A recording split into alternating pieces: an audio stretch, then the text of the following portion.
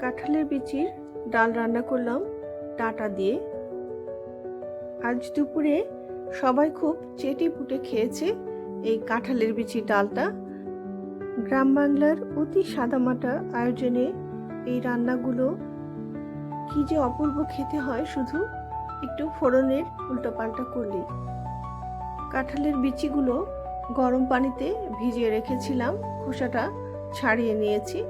এখন একটু সেদ্ধ করে নেব। লবণ দিয়ে প্রেসার কুকারে দিয়ে দিলাম 2 সিটি হওয়া পর্যন্ত।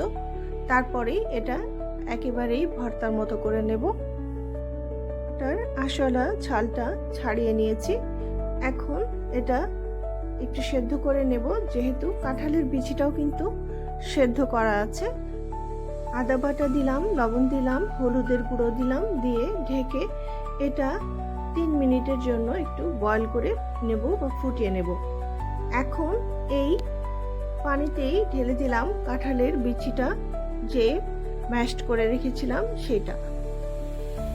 ডাঁটা আর কাঁঠালের বিচির ডাল মিনিট 3 আমরা কুক করে নেব। তারপরেই আমরা মাঝখানে কিন্তু চেরা কাঁচামরিচ অ্যাড করে দিলাম। ডালটা বাগার দেব 80% কুক হয়ে যাওয়ার পর। এখানে সর্ষের তেলে বাগারটা দিচ্ছি। দারচিনির টুকরো, ছোট এলাচ একটা, তেজপাতা আর শুকনো মরিচ দিয়ে ভাজতে থাকবো। একটু শুকনো মরিচটা যখন লাল হয়ে আসবে তখন কিন্তু পেঁয়াজ রসুনটা দেব।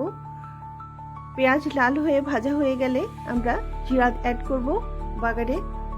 জিরা থেকে একটা সুন্দর গন্ধ বের হবে, তখন আমরা ডালটা অ্যাড করে দেব।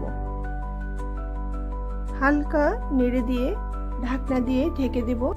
এই বাগারটা কাঁঠালের বিচির ডালটাকে দারুণ সুস্বাদু করে দেবে। মিনিট 2 রান্না করলেই হয়ে যাচ্ছে।